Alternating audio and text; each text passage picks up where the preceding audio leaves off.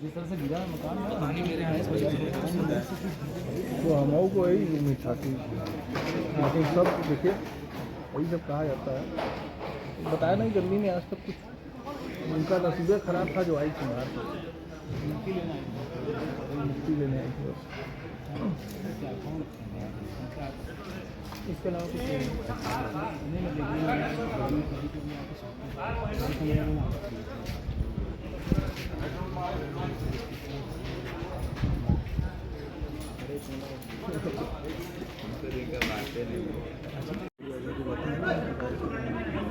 मैंने आवाज़ दी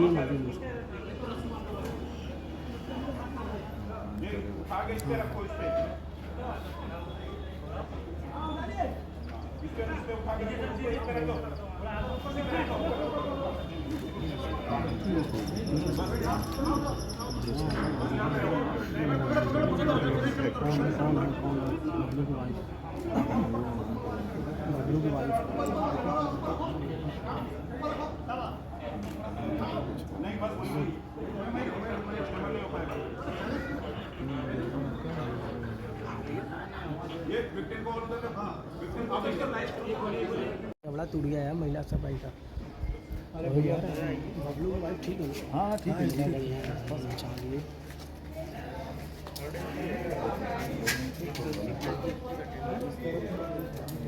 आपको कब मालूम?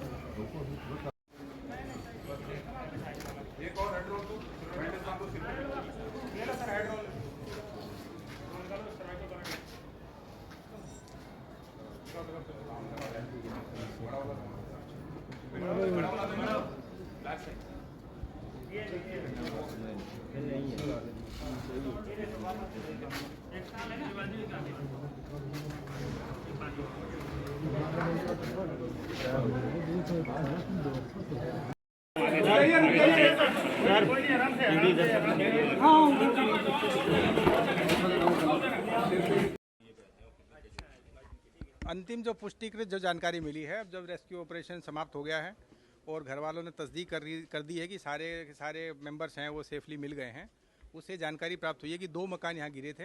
एक गुप्ता जी का मकान था जिसके अंदर 9 लोग थे, एक कोई यादव जी का मकान था उसमें 2-3 मकान मालिक सहित लोग थे, 3-4 किराएदार टाइप लोग थे।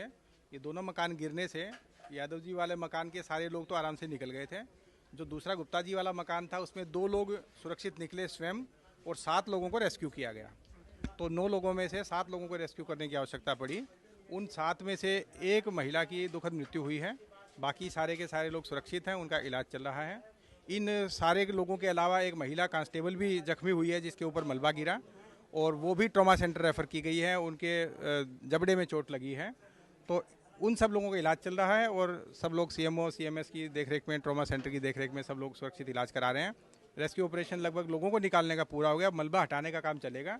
ये जो गेट जिस घर के साइड में बनाया गया था करीब 10-15 मीटर दूर है, अब इसको भी डिसमेंटल कराया जाएगा ताकि यहाँ पे गाड़ियों की आवाजाही हो सके और ये सारे मलबे को निकाला जा सके। तो अब नेक्स्ट जो हमारा प्रायोरिटी है वो ये है कि इस मलबे को क्लियर कराया जाए और यहाँ की सप्लाई जो बिजली की है, पानी की, वो रिस्टोर करवाई जाए और जो सामग्री घर के मालिकों की घर के अंदर दबी होगी तो उसको भी सेफली जितना पॉसिबल हो वो निकाला जा सके।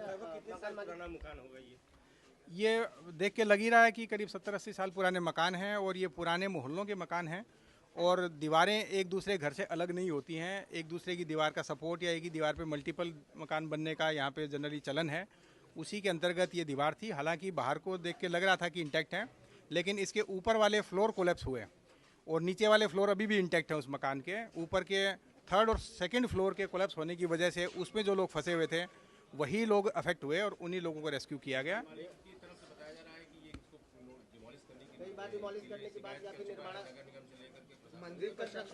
इसको मंदिर प्रशासन पे 2 मिनट बात करता हूँ, 1 मिनट। सर, मंदिर प्रशासन पे बात उठाई जा रही है कि उनको कई बार एप्लीकेशन दिया गया था इस मकान को खरीदने के लिए, यहाँ तक कि मरम्मत तक के लिए, लेकिन उनकी तरफ से कोई रिस्पांस नहीं आया, जिसकी वजह से आज ये घटना हुई है। इस बारे में मैं 2 चीज़ें स्पष्ट कर देना चाहता हूँ। एक तो मंदिर का निर्माण 5 साल पहले चालू हुआ था और करीब 2.5 वर्ष पहले पूरा हो चुका है। मंदिर का जो क्षेत्र बनना था पूरा बन चुका है। उसके बाद से कोई नई प्रॉपर्टीज़ नहीं खरीदी जा रही हैं, ना ही मंदिर के बाहर के मकानों में मंदिर के किसी परमिशन की आवश्यकता होती है। मंदिर के बाहर के जितने भी मकान स्वामी हैं, प्रॉपर्टीज़ के स्वामी हैं, रिपेयर करें, मेंटेन करें, नया बनाएं, पुराना बनाएं। मंदिर का टेक्निकली उनसे कोई किसी प्रकार का परमिशंस या एनओसीज की आवश्यकताएं नहीं होती हैं। तो ये भ्रांति है, उसको दूर पहले भी किया गया था और काफ़ी लोगों में है, तो उनको अब दोबारा से क्लियर करवा दिया जाएगा कि मंदिर प्रशासन का कोई कंट्रोल बाहर की प्रॉपर्टीज़ पे नहीं है। वे पूरी तरह स्वतंत्र हैं कि अपनी प्रॉपर्टीज़ की मेंटेनेंस करें। आप देख भी लें, मंदिर के बगल में भीमाशंकर एक मंदिर है, उसके पीछे अभी भी रिपेयर मेंटेनेंस चल रही है। अन्नपूर्णा मठ की तरफ रिपेयर मेंटेनेंस एक बिल्डिंग में चल रही है। ये भी मंदिर के आसपास की प्रॉपर्टी है, लेकिन मंदिर का इसमें कोई कहना नहीं होता है, क्योंकि मंदिर टेक्निकली अथॉरिटी नहीं रखता है बाहर की प्रॉपर्टीज़ पे।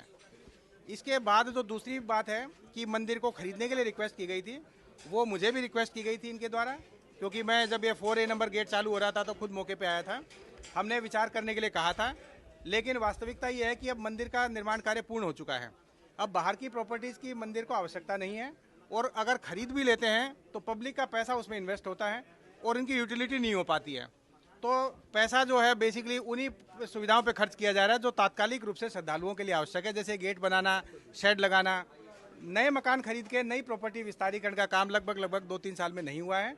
हालांकि उनको हमने कहा था कि हम विचार करेंगे, परंतु वास्तविकता की जो स्थिति है वो पिछले 2-3 साल में ये है कि अब विस्तारीकरण का काम नहीं हो रहा है। तीसरी बात जो है नगर निगम और वीडीए के बारे में, वो भी कुछ लोगों को पिछले 1-2 महीने में भ्रांतियाँ रही हैं कि अगर रिपेयर मेंटेनेंस करते हैं तो अथॉरिटी के लोग रोकते हैं।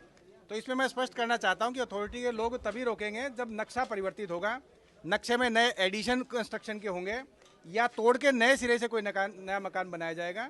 क्योंकि हाईकोर्ट का यहाँ पे रोक है और माननीय उच्च न्यायालय ने HFL से 200 मीटर पे नए निर्माण पे रोक लगाई हुई है, या स्थिति परिवर्तन में रोक लगाई हुई है कि नक्शे के इतर निर्माण नहीं हो सकते। रिपेयर मेंटेनेंस के लिए किसी की परमिशन की आवश्यकता नहीं होती है, फिर भी कोई रोकता है तो डेवलपमेंट अथॉरिटी के कई विजिट मैंने हरिश्चंद्र घाट पे, शिवाला घाट पे पिछले 1 महीने में करवाए हैं और लोगों को क्लियर करवाया है कि आप अपना मकान मेंटेन करें, रिपेयर करें, प्लास्टर कराएं, उस पर सीमेंटिंग कराएं, रंगाई पुताई कराएं, उस पर कोई रोक नहीं है। आज से दोबारा 3 दिन का अभियान हम चला रहे हैं। डेवलपमेंट अथॉरिटी पुराने घाट वाले एरियाज़ के सारे मोहल्लों में अनाउंसमेंट करवाएगी कि कोई भी रिपेयर मेंटेनेंस करवाना चाहे प्रायोरिटी पे करवा ले। नगर निगम को हम आज इसलिए यूज़ करेंगे कि बारिश के बाद जनरली मकान गिरने की घटनाएं होती हैं, पूरे देश में होती हैं। उसी में जब धूप निकलती है तो और भी ज़्यादा दीवारें फटती हैं और उससे भी ज़्यादा मकान गिरते हैं।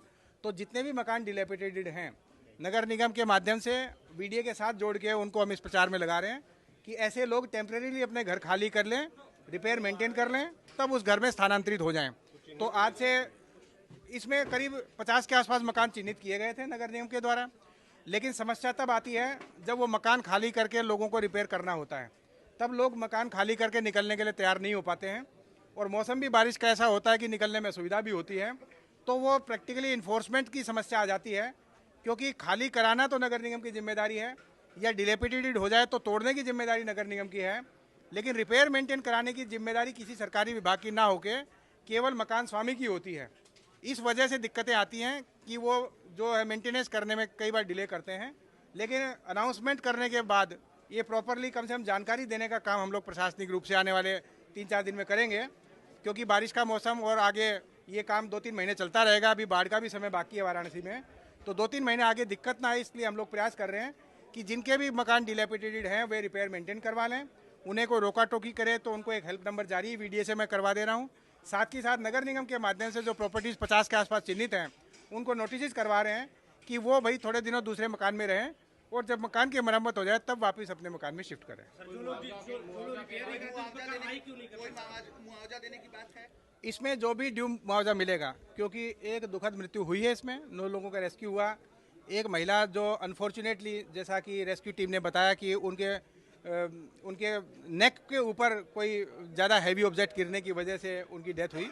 तो मुआवजा ड्यू प्रोसेस में जितना भी है वो आज ही दिलवाया जाएगा। साथ ही जो घायल है उनका फ्री उपचार कराया जा रहा है, उसका भी मुआवजा का जो प्रावधान है वो दिलवाया जाएगा। मकान के मुआवजे का जो प्रावधान है वो भी दिलवाया जाएगा। साथ ही अभी प्रशासनिक मशीनरी लगा के सारा शेड हटवा के और व्हीकल मूवमेंट करवा के सारा मलबा क्लियरेंस का काम भी चालू कराया जाएगा। इस गली में जितना बिजली पानी रिस्टोर होना है वो काम भी अब चालू होगा। अब नेक्स्ट प्रायोरिटी जो है वो मुआवजा वितरण, ये मलबा का क्लियरेंस, यही है। पहला जो प्रायोरिटी थी रेस्क्यू की, वो लकीली भगवान विश्वनाथ के आशीर्वाद से सकुशल हुई है, और उसके लिए काफ़ी लोग, परिवार के लोग या बाकी लोग संतुष्ट भी हैं।